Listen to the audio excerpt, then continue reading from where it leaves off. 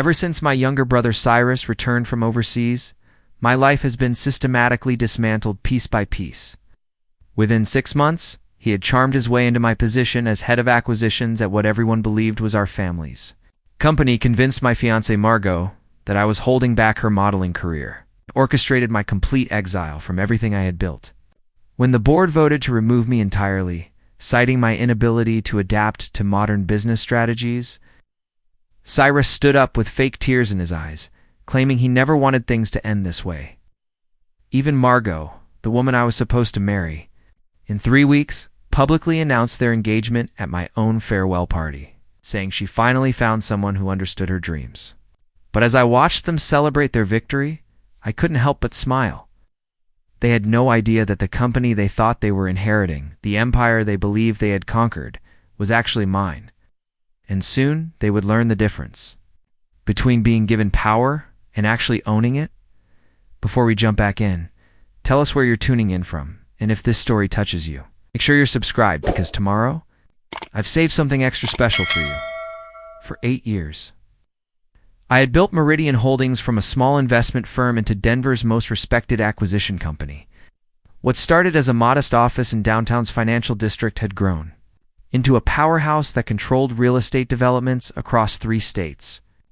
I was 32, engaged to the most beautiful woman in Colorado, and respected by everyone in the business community. My parents, Harold and Alina Nguyen, had always been proud of my success. They'd immigrated from Vietnam with nothing, and seeing their eldest son build an empire was their American dream realized. Dad would often bring his golf buddies to the office, beaming as he introduced me as the mastermind behind Meridian Holdings. Mom would cook elaborate dinners for our business partners, treating every deal like a family celebration. Margot Davies had been my world for 3 years. We met at a charity gala where she was modeling for a fundraising fashion show, and I was immediately captivated by her elegance and ambition. She was trying to break into high-fashion modeling. I supported her career completely, financing her portfolio shoots and connecting her with photographers in my network. She'd often visit the office, charming everyone with her warmth and genuine interest in our work. "You've built something incredible, Finn," she'd say, curled up in my office chair after hours, watching me review acquisition proposals. "I love seeing you in your element. Make it look so effortless." Our engagement party 6 months ago was the social event of the season. Margot looked radiant in her custom dress, and I felt like the luckiest man alive. We'd already booked the venue for our wedding, the historic Belmont mansion overlooking the mountains, and sent save the dates to 200 guests. My life was perfect. Until Cyrus came home. My younger brother had spent 5 years in London, supposedly building his consulting career. The truth was more complicated. Cyrus had always struggled with my success, even as teenagers. Where I was methodical and strategic, he was impulsive and charming. Our parents loved us both, but they couldn't hide their disappointment when Cyrus dropped out of business school to find himself in Europe. When he called to say he was returning to Denver, I was genuinely excited. Family was everything to our parents, and I thought having Cyrus home would complete our happiness. I even offered him a position at Meridian Holdings, junior analyst role where he could learn the business and rebuild his career. "Are you sure about this?" Margot asked the night before Cyrus arrived. "You've mentioned he can be ... competitive." I laughed it off. "He's my little brother. He just needs guidance and a chance to prove himself." The moment Cyrus walked into our offices, I knew I'd underestimated him.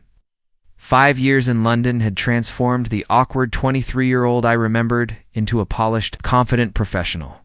He wore expensive suits, spoke with a slight British accent, and carried himself with the kind of self-assurance that immediately commanded attention. "Finn," he embraced me warmly in front of the entire staff. "Look at what you've built, big brother. This is incredible." He charmed everyone within hours. Our office manager, Patricia, was making excuses to bring him coffee. Our senior partners were inviting him to lunch meetings. Even our most serious client, Robert Sterling, was laughing at Cyrus's stories about London's financial district. "Ain't your brother has excellent instincts," Robert told me after their first meeting. "Very European approach to deal-making. Refreshing perspective." I should have been pleased. Instead, something nagged at me. Cyrus was almost too perfect, too eager to Please, everyone, except me. In private, his warmth disappeared, replaced by a calculating coldness I'd never seen before. Impressive setup you have here, he said, standing in my corner office after his first week. It's very corporate. I suppose this is what success looks like in Denver. The subtle condescension in his voice made me pause. Is there something wrong with corporate success? He shrugged, examining my diplomas on the wall. Not wrong, just limiting. In London, we thought bigger. It's more internationally, but I guess regional success has its place. That weekend, I brought Cyrus home for dinner with our parents and Margot. He was charming again, entertaining everyone with stories about European business culture and his connections with international firms. Margot was particularly fascinated. Your brother is so worldly, she whispered to me in the kitchen. 5 years in London must have been incredible. It's good to have both my boys home, Mom said, her eyes bright with happiness. And Cyrus, you must tell us more about those fashion weeks you mentioned. Margot would love to hear about the modeling industry in Europe. I watched Cyrus lean forward, suddenly very interested in Margot's career. Actually, I have several contacts in Milan and Paris. The European market is much more sophisticated than what you'd find here in Colorado. It's with the right connections. Something cold settled in my stomach as I watched Margot hang on his every word. That night, lying in bed, Margot was unusually quiet. Everything okay? I asked. She turned to face me, her expression thoughtful. Finn, do you ever think about expanding internationally? Your brother made some interesting points about global markets. You're doing well focusing on regional growth. I replied carefully. Why, it's just ... Sometimes I wonder if we're thinking too small. About business, about my career, about everything. I pulled her closer, pushing down the unease. We're building something solid here. Real success takes time, she nodded, but I could tell she was still thinking about Cyrus's words. Over the next few weeks, I noticed small changes. Cyrus would arrive early and stay late, impressing everyone with his work ethic. Volunteered for extra projects, offered innovative solutions, and seemed genuinely invested in Meridian's success. Our partners began requesting him specifically for client meetings, but it was the way he looked at me that bothered me most. There was something predatory in his gaze, like he was studying me, learning my weaknesses, planning something I couldn't yet see. You know, he said one evening as we locked up the office together, I've been thinking about Dad's stories of how hard he worked to build a life here. It's inspiring how immigrants like our parents sacrificed everything for their son's success. They did sacrifice a lot, I agreed, wondering where this was going. This makes you realize how important family legacy is, he continued. How everything we build should honor their dreams, not just our own ambitions. I nodded, still not understanding his point. He smiled, and for a moment it looked genuinely warm. I'm glad we're working together, Finn. Family should stick together, especially in business. After all, blood is thicker than water. As we walked to our cars, I couldn't shake the feeling that Cyrus wasn't talking about loyalty. He was talking about ownership. And somehow, in his mind, Meridian Holdings was as much his as it was mine. I just didn't realize yet how far he was willing to go to make that belief a reality. Within a month of Cyrus joining Meridian Holdings, I began to notice the subtle shifts in how people treated me. It started small partners who used to seek my approval first would now casually mention running ideas by Cyrus. Clients who had worked exclusively with me for years began requesting the brother with the international perspective. Cyrus had a gift for making himself indispensable while making me seem outdated. During a major presentation for the Westfield development project of $50 million deal I'd been cultivating for 6 months, Cyrus smoothly interjected during my pitch. What my brother is outlining is solid traditional methodology. He said with that charming smile, but let me show you how we could leverage some European financing structures I encountered in London. He proceeded to dazzle the clients with complex international terms and references to successful projects in Frankfurt and Milan. By the end of the meeting, they were asking when the London expert could start working on their account full-time. Brilliant presentation, both of you, said Janet Westfield. The project's lead investor, as we shook hands outside the conference room. Oh, I have to admit, Cyrus's international approach really caught our attention. Fresh thinking. I smiled and nodded, but inside I was seething. That was my deal, my client relationship. My 6 months of groundwork in Cyrus had repositioned himself as the visionary, while relegating me to the traditional older brother. The pattern repeated, constantly. In team meetings, Cyrus would let me present first, then offer enhancements that made my ideas seem incomplete. He'd use phrases like building on Finn's foundation or taking my brother's concept to the next level. He's always positioning himself as the innovative force advancing my basic thinking. Our senior partner, Michael Chen, began giving Cyrus more high-profile assignments. Your brother brings a global perspective we've been missing, Michael told me during my quarterly review. His London experience is opening doors we didn't even know existed. What Michael didn't know was that I'd quietly verified Cyrus's London credentials. His consulting firm was a small outfit that had laid him off after 18 months. The impressive projects he referenced were either exaggerated beyond recognition or complete fabrications. But his confidence was so absolute that no one thought to fact-check him, preparing and narrating. This story took us a lot of time, so if you are enjoying it, subscribe to our channel. It means a lot to us. Now back to the story. At home, the dynamic was shifting too. Margot had always been my biggest supporter, but increasingly she seemed distracted during our conversations about work. Cyrus mentioned this amazing Fashion Week event in Milan. She said one evening over dinner, "He thinks I could be a perfect fit for European designers." My look is apparently very continental.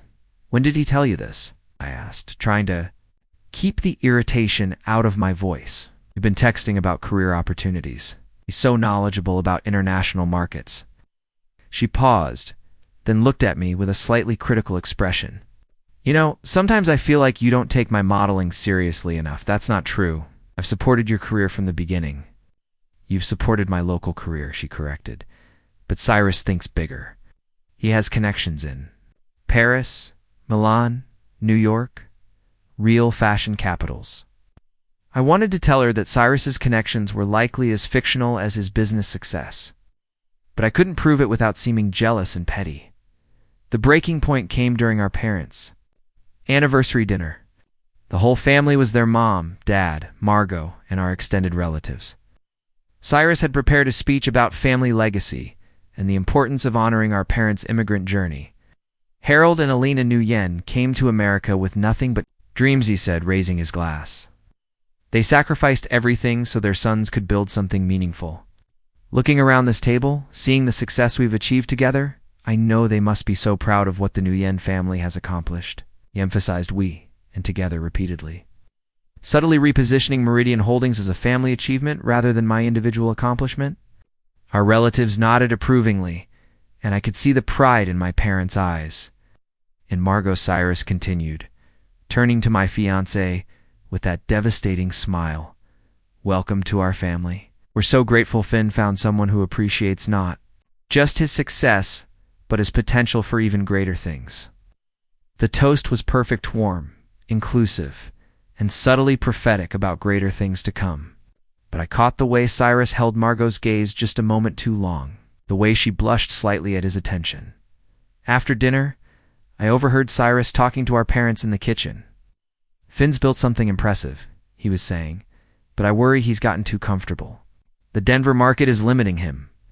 With my international connections, I think we could expand Meridian globally. Really honor the sacrifices you made." "You boys should work together," Mom said warmly. "Family business is the strongest business." "Exactly what I was thinking," Cyrus replied. "A true family legacy." That night, Margot was unusually quiet on the drive home. "Your brother really cares about family," she finally said.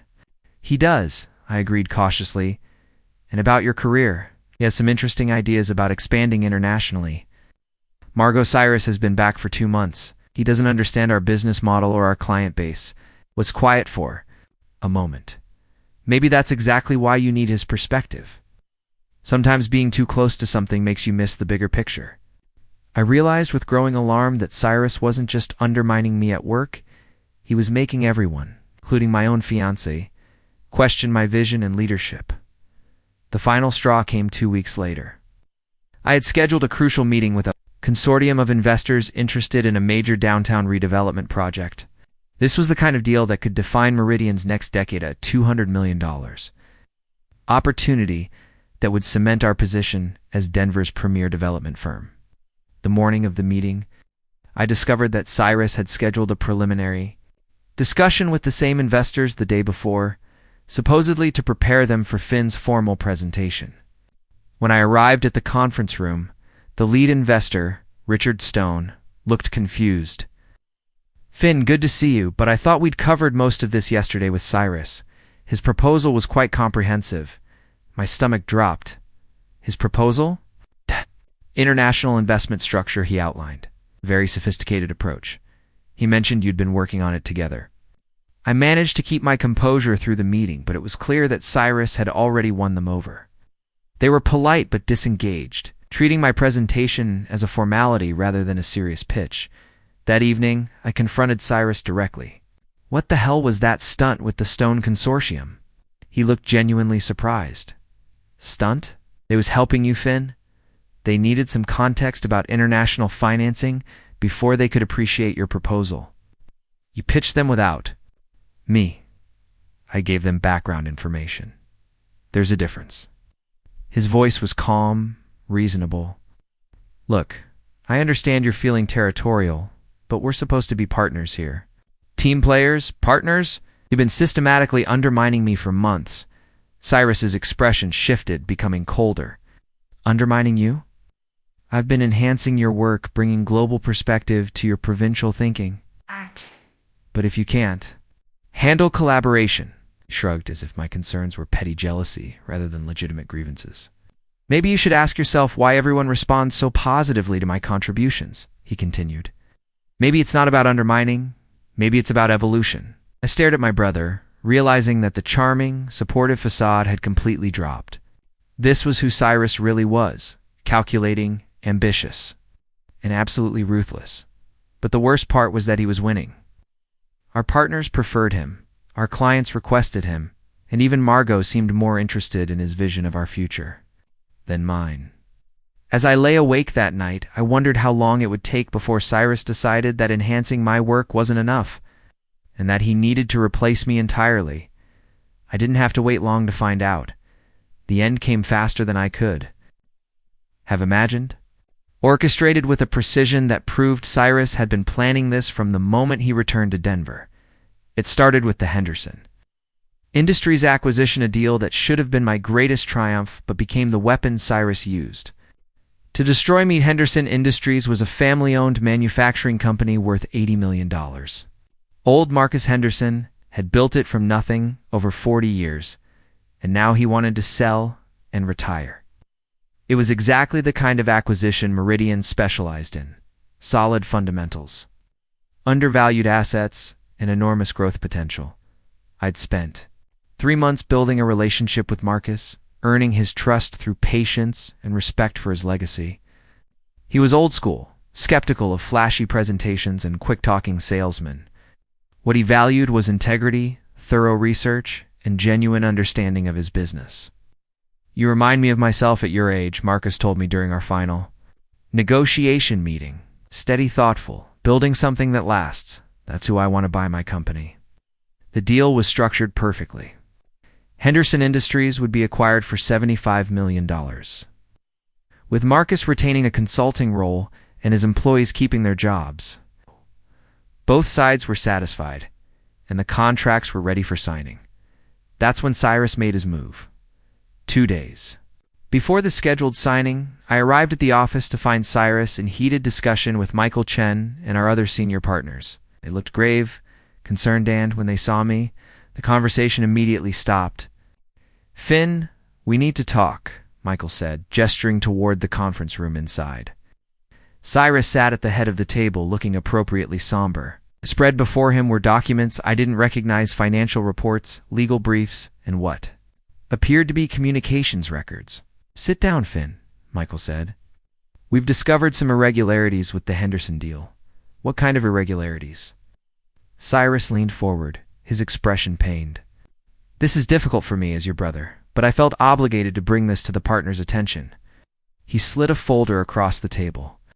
Inside were falsified financial documents showing that Henderson Industries was in much worse financial shape than our due diligence had revealed. There were fabricated debt reports, fake vendor contracts, and manipulated cash flow statements. These came to light during my independent verification process, Cyrus said.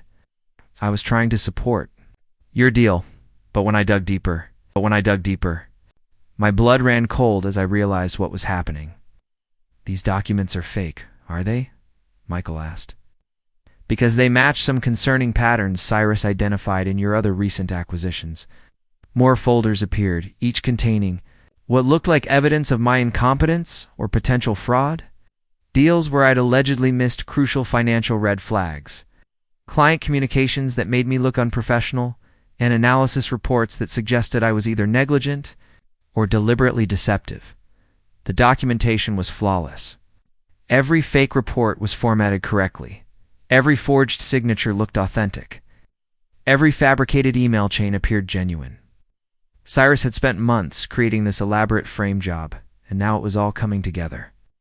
I wanted to handle this privately, Cyrus said, his voice heavy with fake regret. Family loyalty, you understand? But when I saw how much money the Henderson deal could cost our investors, this is insane, I said, my voice rising. Cyrus is lying. He's fabricated.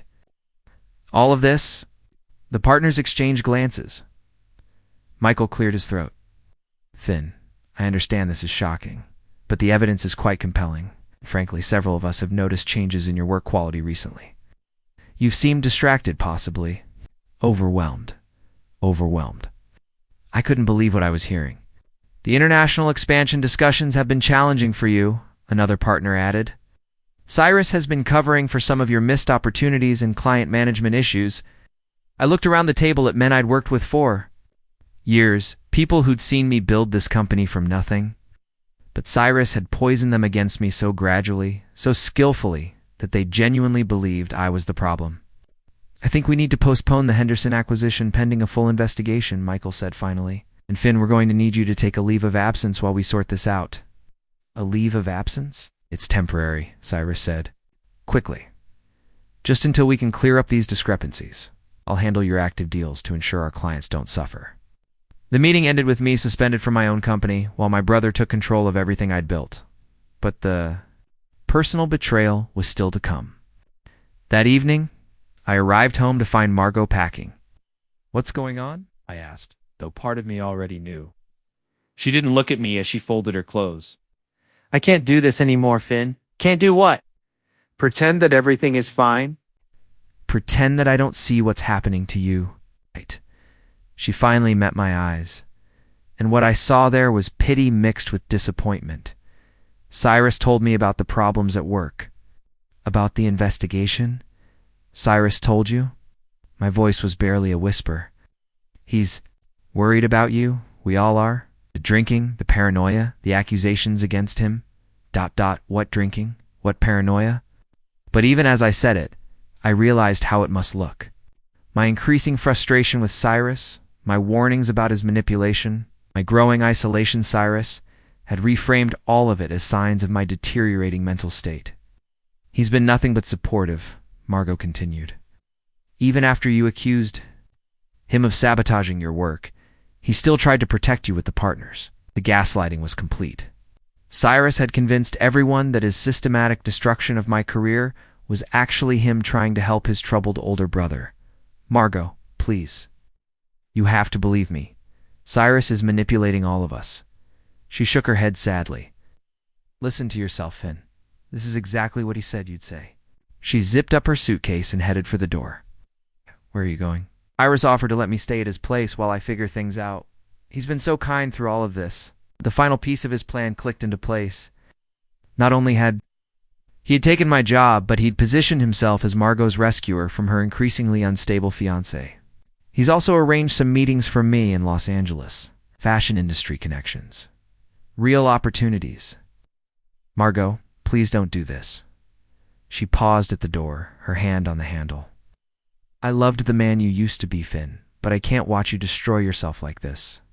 and then she was gone, leaving me alone in the apartment we'd shared for 2 years, surrounded by wedding planning materials and photos of the life Cyrus had just stolen from me. The next morning, I received a call from Michael Chen. The partners had voted. I was being removed from Meridian Holdings entirely, with Cyrus appointed as interim head of acquisitions. "It's for the best," Michael said. "You need time to get your life together. Maybe seek some professional help." I hung up and sat in my empty apartment, understanding with crystal clarity that Cyrus had executed the perfect crime.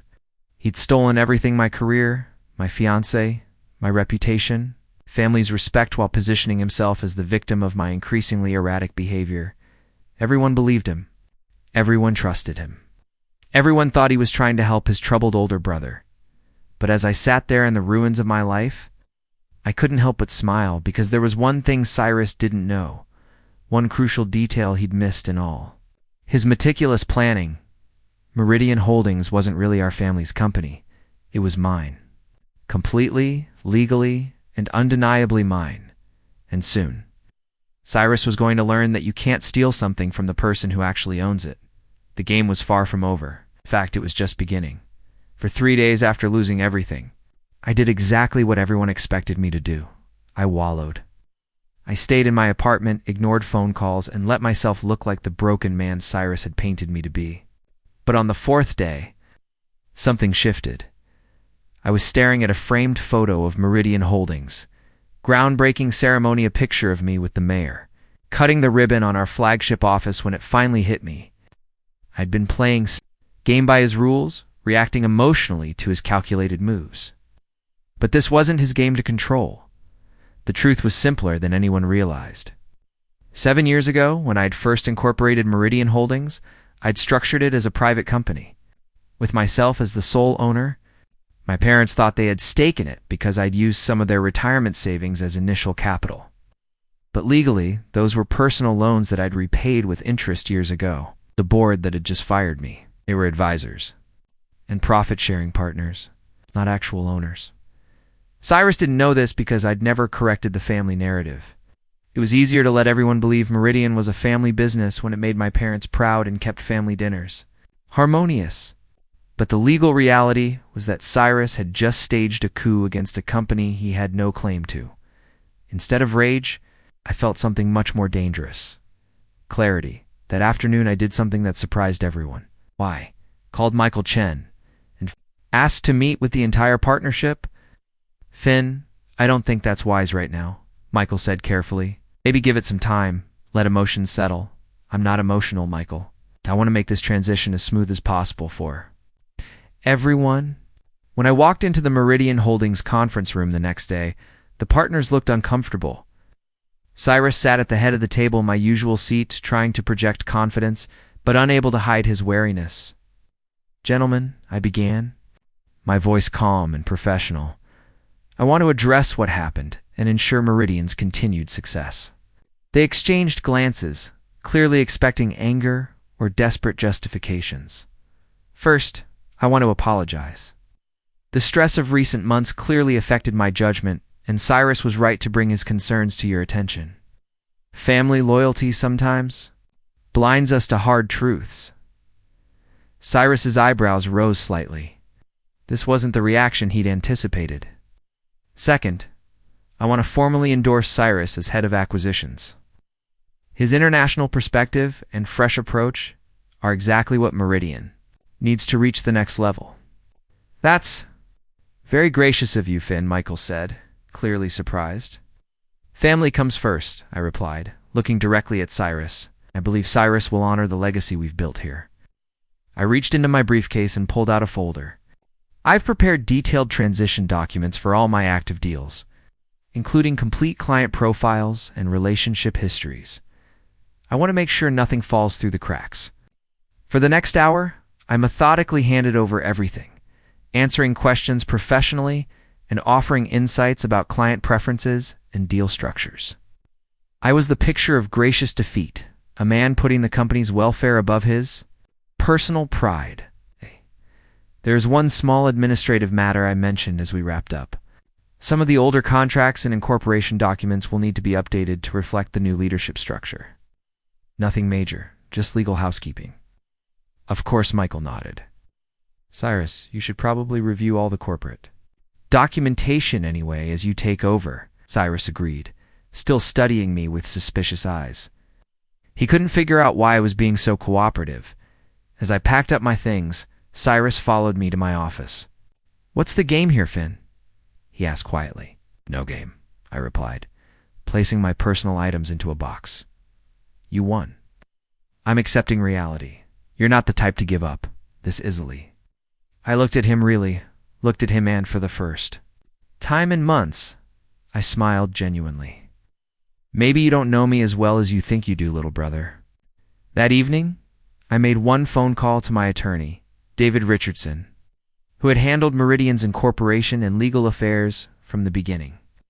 David, I need you to prepare some documents. It's time everyone understood who actually owns Meridian Holdings. About time, David replied. I was wondering when you'd address this situation. Should I schedule a meeting with the partners? Not yet. First, I want to see how far Cyrus is willing to take this charade. Give him enough rope, as they say. And Margot? I paused, looking at the engagement ring she'd left on the kitchen counter. Some bridges burned themselves, more interested in protecting what's actually mine. Over the next 2 weeks, I played the role of defeated older brother perfectly. I congratulated Cyrus on social media when he announced his promotion. I sent a gracious message to the Henderson Industries deal when he successfully closed it. I even showed up to family dinner and praised his natural leadership abilities in front of our parents. But privately, I was documenting everything. Every forged document, every fabricated client communication, every falsified financial report that Cyrus had used to frame me. David's investigators were quietly building a case that would not only clear my name, but expose the sophisticated fraud Cyrus had committed. Most importantly, I was watching Cyrus operate without any oversight. Now that he thought he'd won, his true nature was beginning to show. He was making promises to clients he couldn't keep, restructuring deals without understanding their long-term implications, and alienating staff with his arrogance. The Henderson acquisition that should have been a triumph was already showing problems. Cyrus had rushed the closing without conducting proper due diligence, missing several red flags that I would have caught. Within a month, Henderson Industries would be facing labor disputes and regulatory issues that could cost Meridian millions. But I let him make these mistakes. Every bad decision was another nail in the coffin of his stolen empire. The final piece of my strategy involved Margot. I knew she was staying at Cyrus's apartment, but I also knew she was conflicted about our relationship. So I did something that probably saved my life. I let her go. I sent her a single text. I hope you find the happiness and success you're looking for. You deserve both. No recriminations, no attempts to win her back, no dramatic gestures. A clean release from a relationship that had clearly run its course. 2 weeks later, David called with news that made me smile. Cyrus just filed incorporation papers for a new company. He's trying to spin off Meridian's most profitable divisions into his own entity. Is that so? Of course, he can't actually do that since he doesn't own Meridian. But the attempt gives us everything we need to prove systematic fraud and corporate theft. I looked out the window of my temporary apartment, watching the Denver skyline where Meridian Holdings stood among the tallest buildings. Then I think it's time for Cyrus to learn who actually owns the company he's been so busy stealing. The awakening was complete. Now came the reckoning. 18 months later, I stood in the penthouse office of Rocky Mountain Capital, the private equity firm I'd built from scratch in Colorado Springs. Through the floor-to-ceiling windows, I could see the entire city spread below me. And beyond that, the snow-capped peaks that had become my daily inspiration. Starting over had been the best decision of my life. With my Meridian Holdings severance package and personal savings, I'd quietly launched Rocky Mountain Capital with a focus on sustainable energy investments. Within 6 months, we'd closed our first major deal, a $30 million acquisition of 3 solar farms that were being mismanaged by their corporate owners. Within a year, we'd tripled their efficiency and doubled their value. My team was small, but exceptional. Sarah Chen, a brilliant analyst who'd left Goldman Sachs for the chance to build something meaningful. Robert Martinez, a former renewable energy executive who shared my vision. And Lisa Park, a marketing genius who'd helped position us as Colorado's premier green investment firm. "Finn, the Times wants to do a feature on the clean energy boom," Lisa announced, walking into my office with her usual energy. "They're particularly interested in how Rocky Mountain Capital has outperformed every major firm in the region." I smiled, reviewing the portfolio on my desk. 12 successful acquisitions, over $200 million in managed assets, and a reputation that was attracting investors from across the country. We weren't just profitable, we were changing how business was done in Colorado. "Schedule it for next week," I said. "Make sure they understand our focus on sustainable growth and long-term value creation." The irony wasn't lost on me. Was building something genuinely innovative. Cyrus was struggling to maintain what he'd stolen. My contacts in Denver's business community kept me informed about Meridian Holdings' decline. The Henderson Industries deal had collapsed spectacularly.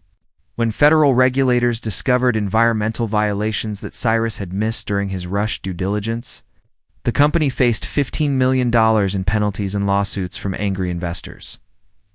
3 of Meridian's senior partners had quietly started their own firm after losing confidence in Cyrus's leadership.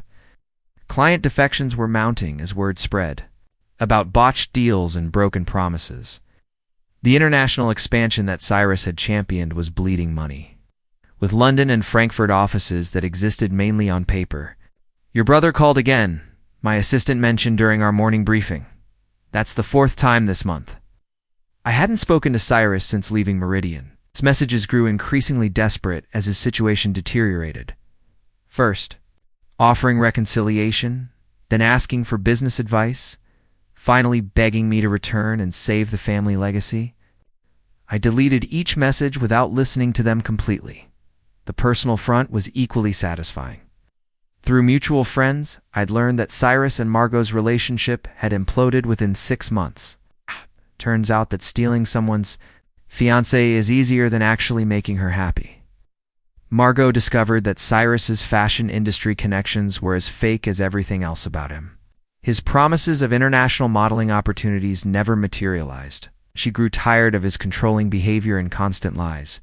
She'd moved to Los Angeles to pursue her career independently, and according to social media was doing well with a legitimate modeling agency. I felt no bitterness toward her. She'd been as manipulated as everyone else, my parents.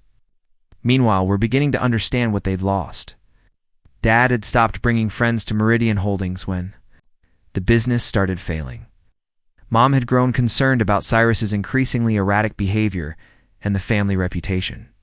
"Finn, we miss you," Mom had said during our last awkward phone conversation. "The family doesn't feel complete." I'd been polite but distant. Forgiveness would take time if it came at all. Last week, Michael Chen had reached out through LinkedIn, suggesting coffee to discuss potential collaboration opportunities. Translation: Meridian Holdings was desperate, enough to swallow their pride and approach the brother they'd cast out. I'd politely declined, noting that Rocky Mountain Capital's focus on sustainable investments didn't align with Meridian's traditional business model. As I looked out at the mountains, my phone buzzed with a text from David Richardson. Cyrus just attempted to secure a $50 million loan using Meridian Holdings as collateral. Bank wants documentation of ownership structure. Should I inform them of the actual legal situation? Smiled, typing back, "Not yet. Let him dig the hole a little deeper." The trap was almost ready. Cyrus had made every mistake I'd anticipated, and several I hadn't expected.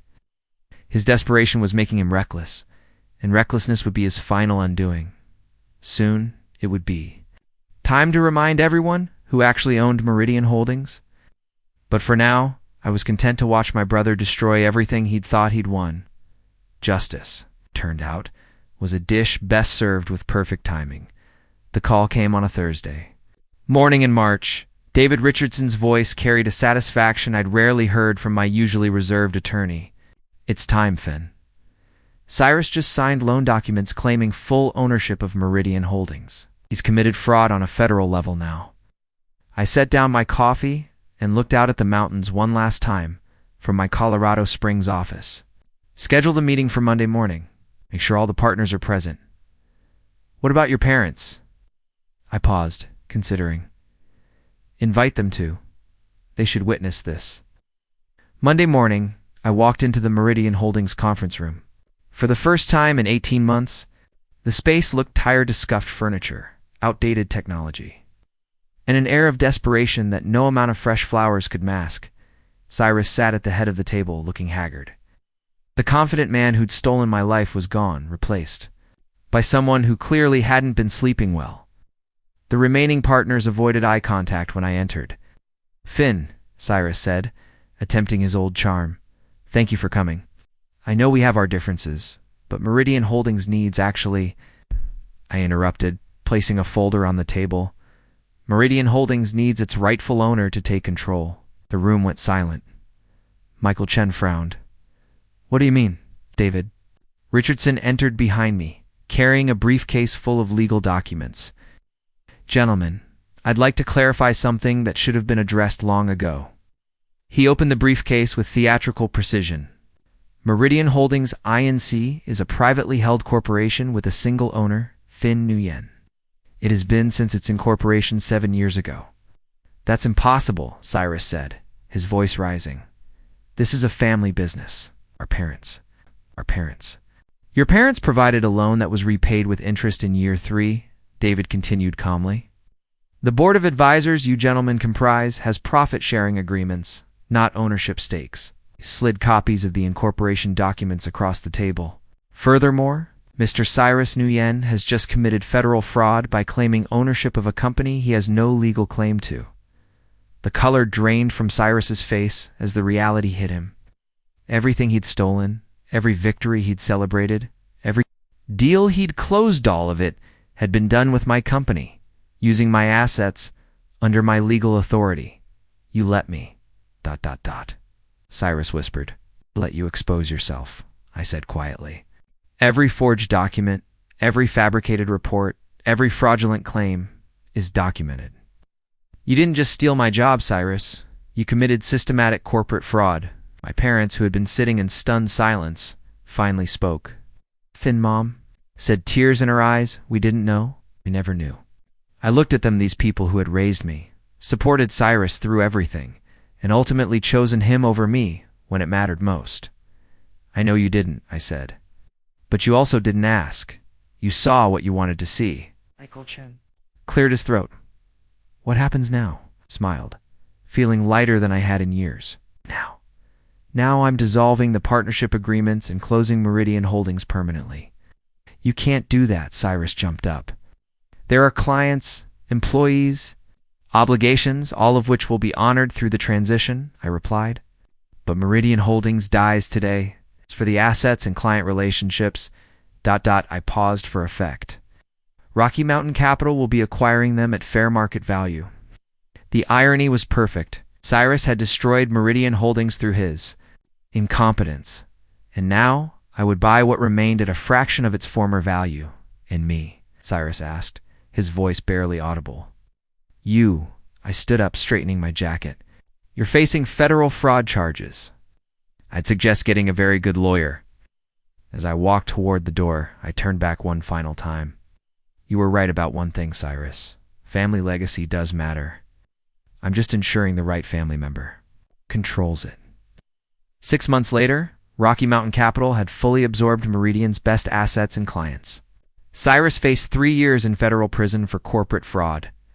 My parents sent regular apology letters that I read but didn't answer. And me. I was building something bigger than I'd ever imagined, something that was truly mine, something that no one could ever steal. Because the best revenge isn't getting even. It's becoming so successful that your enemies become irrelevant. I finally understood the difference between being given power and actually owning it. And I owned everything now. Up next, you've got 2 more standout stories right on your screen. If this one hit the mark, you won't want to pass these up. Just click and check them out. And don't forget to subscribe and turn on the notification bell so you don't miss any upload from us.